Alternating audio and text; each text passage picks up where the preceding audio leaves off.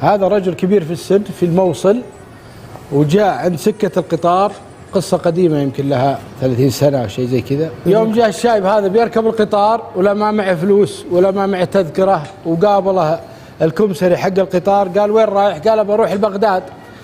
قال معك تذكرة؟ قال لا. قال ما تركب. يا ابن الحلال قام يعافر فيه ويروح العربة الثانية ولا راده الكمسري الثاني. يوم جاء بيرجع ولا في 2 عسكر مكلبشين لهم رجال بيركبونه القطار، وشافوا الشايب اللي ينتقل من عربة لعربة.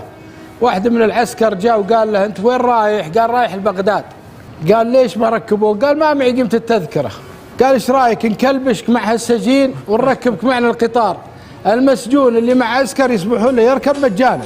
قال ما في مانع، ويمد يدينه ويكلبشونه الرجال ويجون في هاك العربة هم قاعدين قدام والسجين وخوينا الشايب مكلبشين على مقابلينه.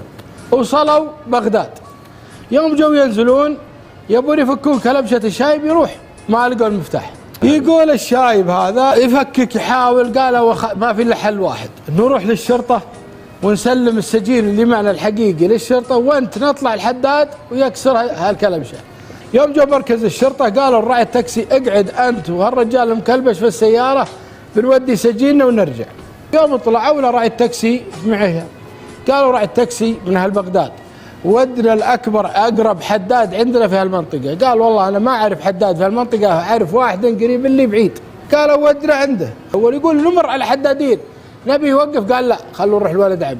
يوم وصلوا الحداد قالوا ايش عندكم؟ قالوا والله هذا رجال ركبنا له كلبشة ولا لقينا مفتاح والحين نبي تكسرها. الحداد يوم فك الحديدة وشاف ظهر يد الرجال لقى فيها دق وشم. قال أنت من الفلاينة؟ قال اسمي فلان بن فلان الفلاني. قال أنت فلان؟ قال إيه. قال هو يلقطه العسكر سواق التاكسي ولا يا ولد ايش فيك وش فيك؟ قال هذا ذابح لابوي قبل 35 سنة ومنحاش.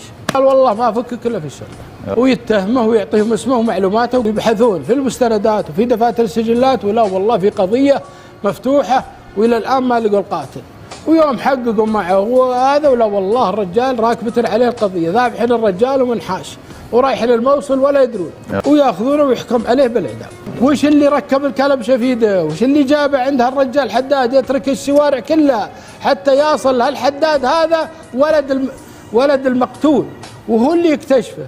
من اللي رتب هالأمور؟ من اللي سبحان الله خلاه ما يدفع قيمة التذكرة ويضيع المفتاح في القطار، وتجي هالسيناريو العجيب حتى يصل إلى ذباح أبوه. هذا من الله سبحانه وتعالى. ولذلك الدم حار.